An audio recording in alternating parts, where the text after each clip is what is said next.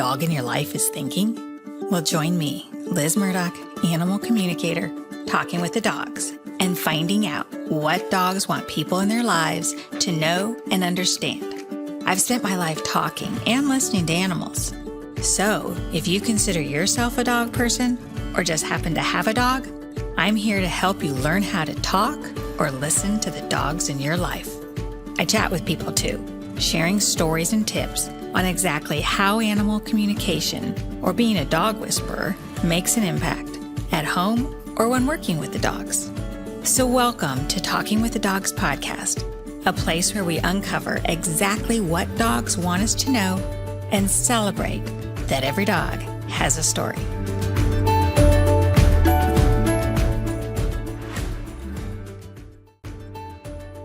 This episode is brought to you by Nobl Pet Foods.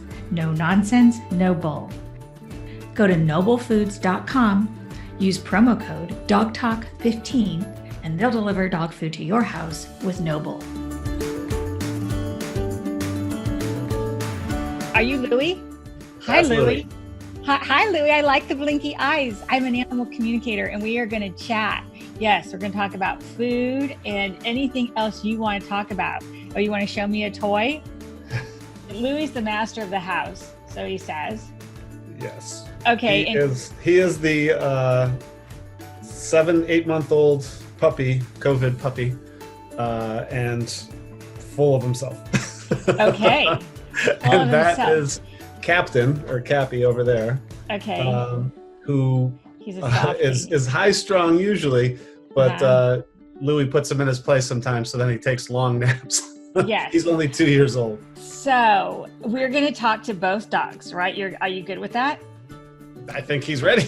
Okay. Louie is definitely ready. First of all, so this is Jim, and Jim is definitely a dog dad, but you are like the best kind of dog dad because you make the best treats. You make dog treats. You are And food. Yes. Well, I come from the dog perspective, and your food is so good because I have tried it. Full disclosure, I have not tried it. My dogs have tried it, and the food counts as a treat. But your dogs, they don't even consider it dog food. They're like, you make the candy kind of thing. It's a treat. So Willy Wonka. There you go. Exactly. So this is fun talking to them. Louie is just full of energy. He loves the food.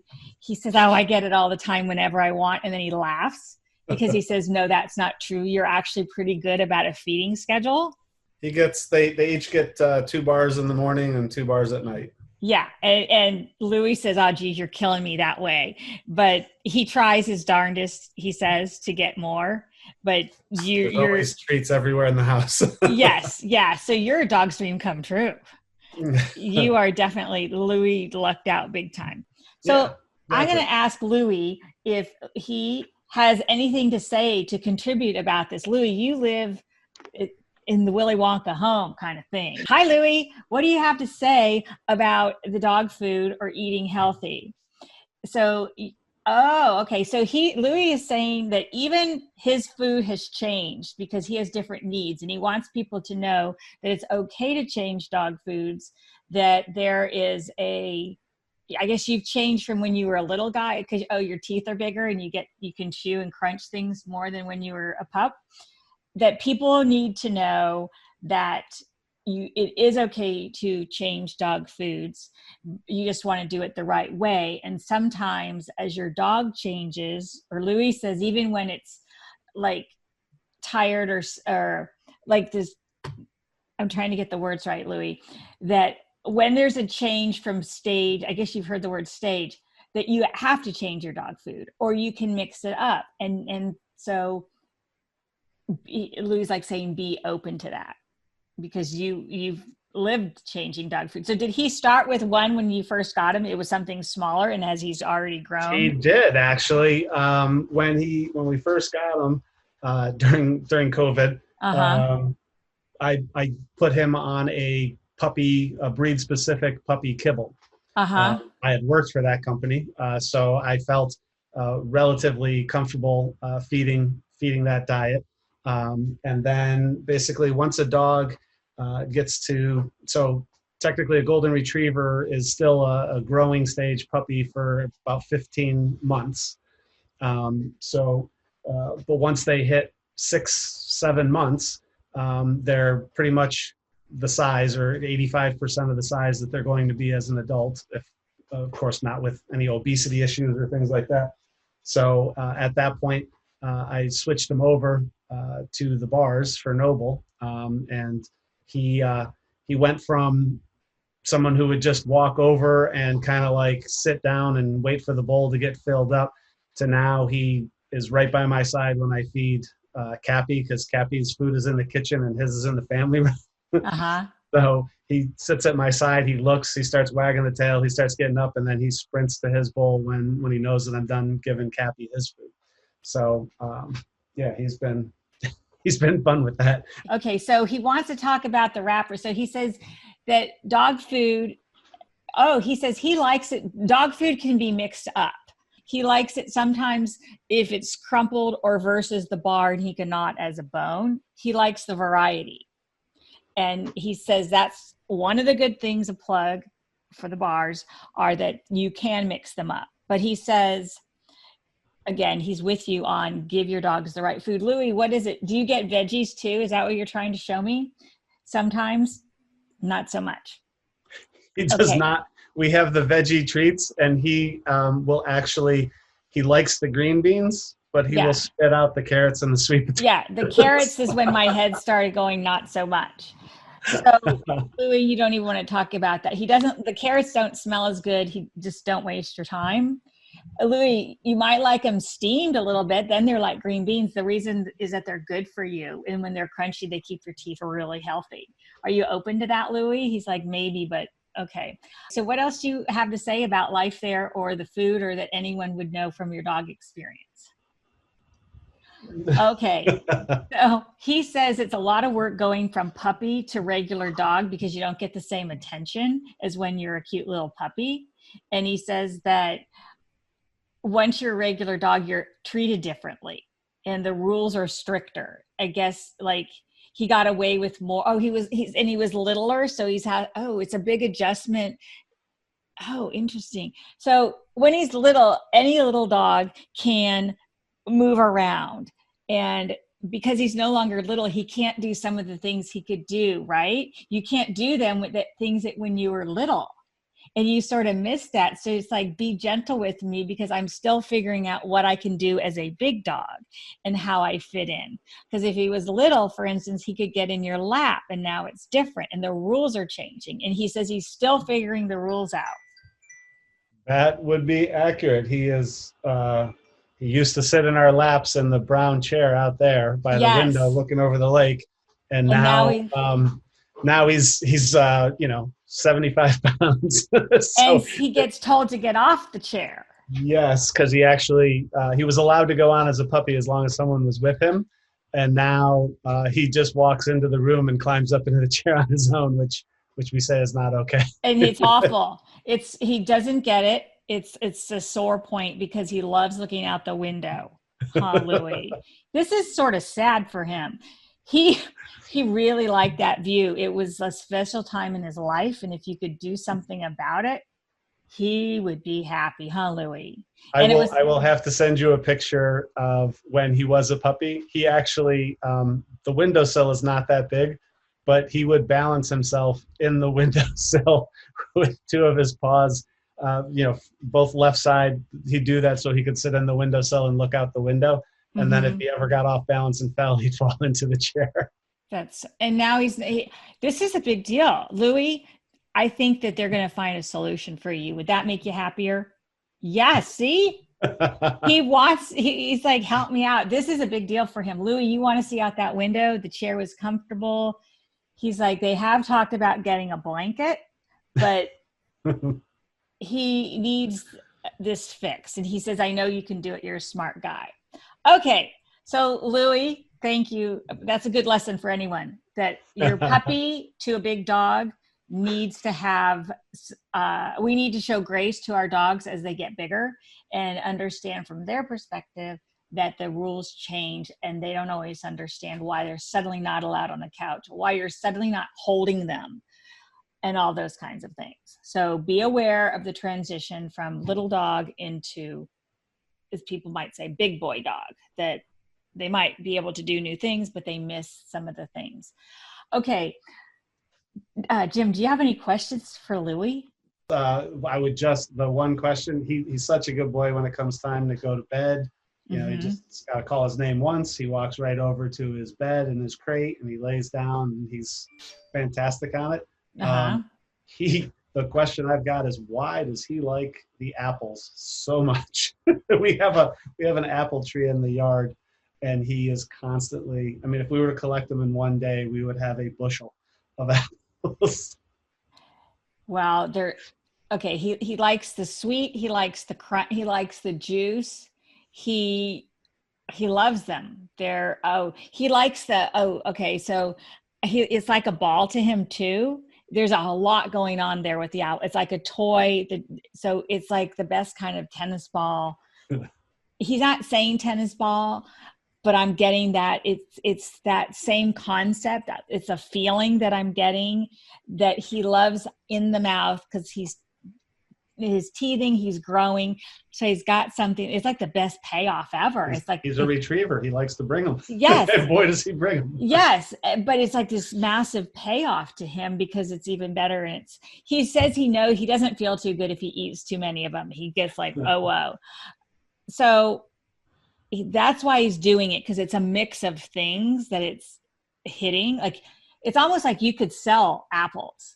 If people gave their dogs apples, a retriever, I give mine I peel them. In fact, interesting, they will not eat non-organic apple skins. Not really. They could tell if those super polished ones, they spit them out or they turn. If I carve out the meat from inside the apple, sometimes they'll eat it, but they will eat organic apples. Yeah. So, FYI. So I tell you, there's some wonderful research that's starting to come out. Like, everyone always knew the olfactory senses of a dog were that much better, and each dog, like bloodhounds, have an even better one than others. But there's some amazing things. Like, there's dogs that are showing a 95% positive effective on sniffing out COVID. Right. At airports. There's dogs that have always been used for really high or low diabetic reactions, but now the dogs are actually within 20 or 30 points of a rise and able to do that. There's stuff for us. What we found was there's a lot of dogs that have the ability to sniff out the essential amino acids that they require. Wow. So dogs require 10 essential amino acids. And that's actually what determines if a dog is satiated. I mean, it's what determines if anybody is satiated, if they get the essential amino acids they require. So for a dog, if you imagine like 10 beakers, and whichever one, like, they all have to be filled up to their own top level for a dog to be satiated. Whichever one is the last one to get filled up is known as the limiting amino acid. And whichever one that is, if there's a deficiency in their food, the dog will keep looking for it. Oh, interesting. Begging, going through the garbage, eating cat litter, remnants, rolling around in the yard where like an animal died or went to the bathroom. So they're sniffing out those essential amino acids. So it's wild because one of the studies that came out in Europe showed that self-selecting diets, so dogs would sniff out a self-selecting diet that was predominantly fat and protein with very little carbohydrates. Right. And they would do that. And once they hit that, whatever that magic number is for the dog, because each dog has a different level on it, the dog is satiated. So that's, again, not to do the infomercial, but our bars are made that way. So our bars hit the essential amino acids. One bar, which is only 2 ounces, covers all the essential amino acid needs of dogs at 25 pounds. Yeah, so, I've noticed that they don't beg. After they eat them, they don't beg. Yeah, it gives them what they need and only what they need. So in order to make a kibble, you need a lot of carbohydrates, a lot of starches in order to produce the kibble. I mean, it's just part of the manufacturing process. So traditional kibble is anywhere from 35 to 65% carbohydrates. and usually 15-20% starches plus, and then added sugar and things like that. So you got all that stuff going in to make the kibble, to puff it out, to keep it solid, all that. We don't have that. So our 2-ounce bar feeds the equivalent of anywhere from 10 to 14 ounces of a kibble, because we don't have all those other pieces to it. So anyway, it's very cool that they show that dogs can do that. There's also some stuff of, the dog's ability. Like, I don't know if your dogs are similar. A good amount of dogs get very stressed when they have to go to the veterinarians.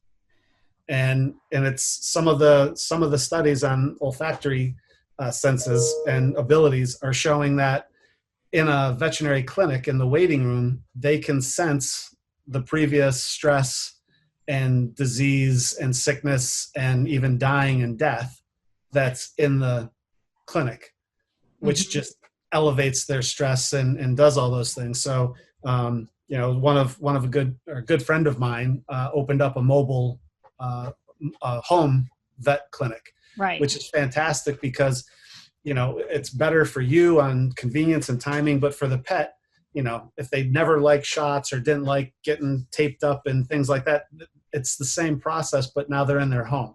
So they're familiar with the surroundings, the smells. It's not, nothing too stressful or crazy for the dog. So I'd love to see more of that available across the country, because it's, that's a lot of stress. I mean, you got people who don't like going to a hospital.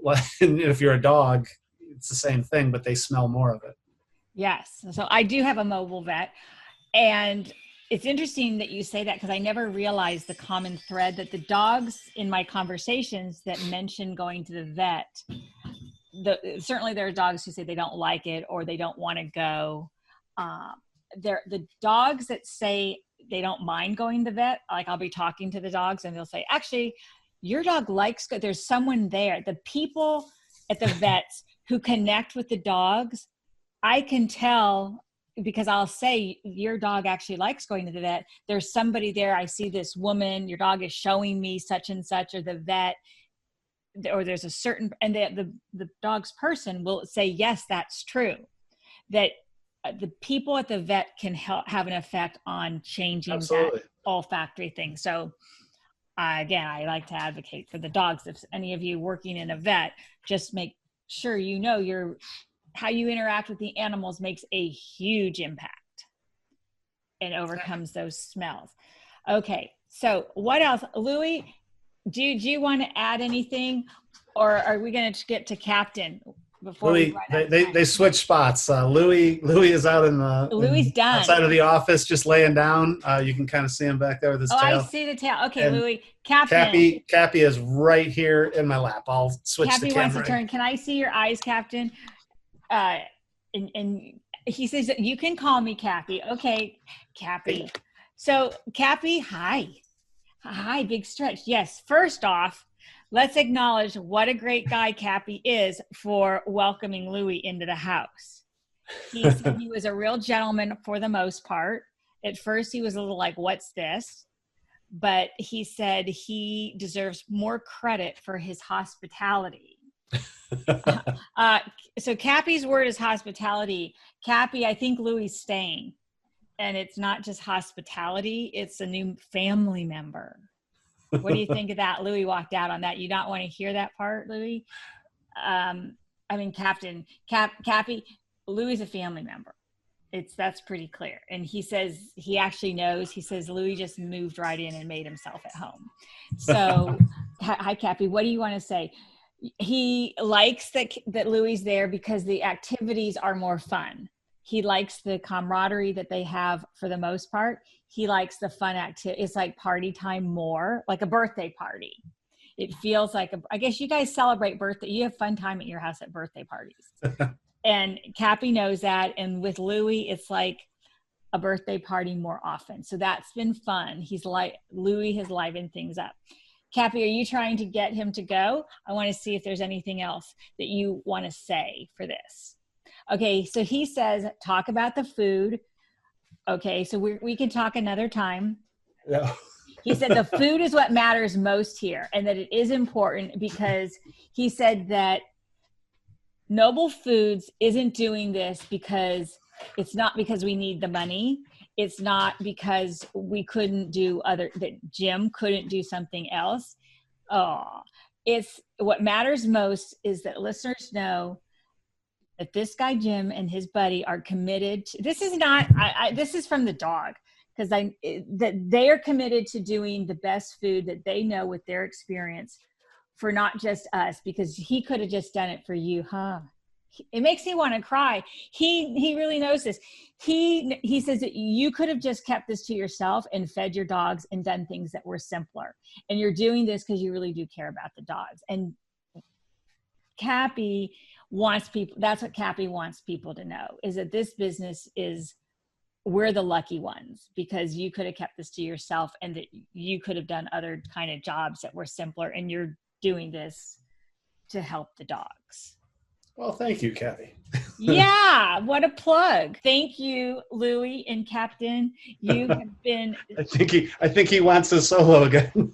He does. What about me? Okay. Louie, Louie's done with me. He got his message across. He wants people to remember the transitions of puppy to big dog. And he's like, the window. Don't forget what she said about the window and the chair. I'll definitely send you pictures. Yeah, try the blanket so he can have a spot. Get a different chair. That's all he cares about. You've heard him. Is there anything else you would like to say?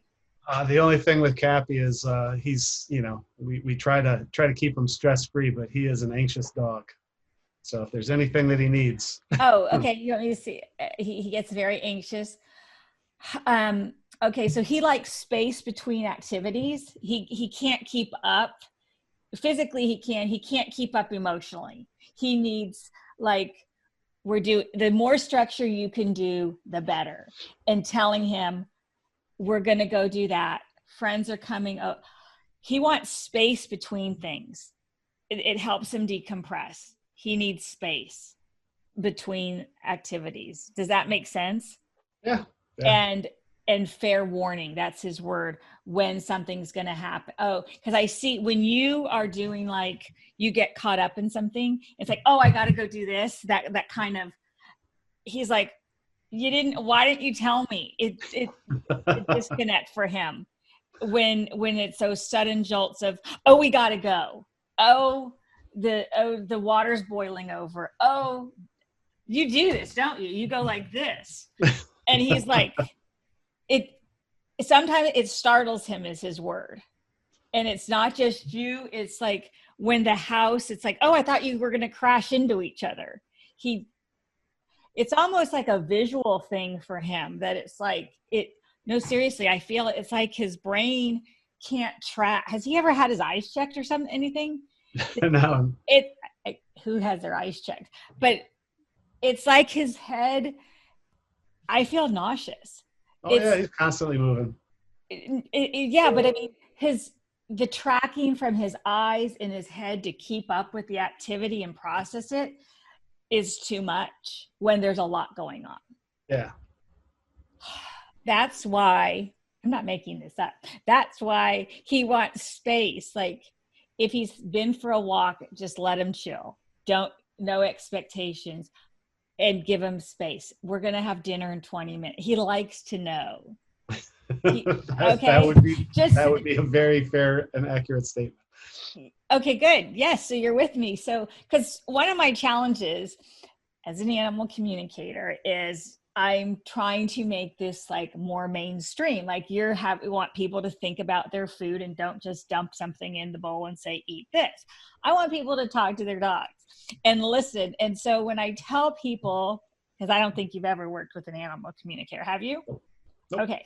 So what my goal is, an animal behaviorist, but not a communicator. No, somebody who's, like, getting information from the dog's perspective. My goal is that first time clients, conversationalists, will then, when they're not working with me, remember it and think, oh yeah, it's really important for Louie to see out the window. Oh, I'm going to make this comfortable for Louie. Those are two things that are already locked in my head of giving Captain advance notice and getting Louie back up on the chair. And what you notice, because I'll talk to people and I'll say, well, did you try the crate even with the door open? And they'll say, no, not yet. And I'm like, well, is the dog still doing this? Yeah. I'm like, just try what we said and your dog will keep telling you. So enough said. I appreciate you being open to hearing from your dogs. And I appreciate you for sure going forward with the dog food business. And from whatever Kathy said, you didn't need to do this. And you're doing this as a service, I can tell, for the dogs of the world. So thank you so much. And if people want to try your dog food or buy it, where do they go? Where can they get this? So we are available online at Nobl Foods. That's Nobl Foods.com. And then that has all the products and things like that on there. There's some trials, or if you even just wanted to try some, go through the website, send us an email, and let us know about your dog, and we'll see if we can send you some stuff. So give it a sample before you have to buy it. We'll have a coupon code or discount code that they can use. Okay. And outside of that, we're currently in about 154 stores, I know exactly, 154 stores across the country. And by January, or at least by the beginning of January, we should be in another 700. Wow. So there are people, there's plenty of people who want to just order online. There are people who like to go and touch boxes and do their comparisons and all. On your website, is there a way to find out locations if there's one near them at a store? Yeah. Okay. We at the bottom of the homepage, there's a store locator. So it has the stores that have purchased the product so far this year. If they still have it out of stock, it doesn't get to that level, but it tells you it's there. It should give you address. I think we're working on getting phone numbers and their store websites or Facebook pages on there as well. But if nothing's, and you can search it by 5, 10, 25 mile radius. If you don't find anything there, you can get it at noblfoods.com. Okay. And the coupon is good only online, or do the stores take it too? Yeah, just online. We can provide that to you, and if you want to post it up there. Sure. And, so for people that listen to you and follow you and things like that, we'll get that out there so that we can you can see how many people want to give it a shot, and then we'll hopefully have some new customers, ask them for some feedback and input on what their dogs thought. So Sure. Okay. Well, thank you so much. It's been fun chatting with you. I love that we could combine talking to two dogs, very chatty, different dogs, with educating listeners a bit about dog food and finding what's the best fit for your dog and your family. So Nobl Dog Food. Yeah. Thank you very much for having me on. You're welcome. Take care. All right. Bye. Bye.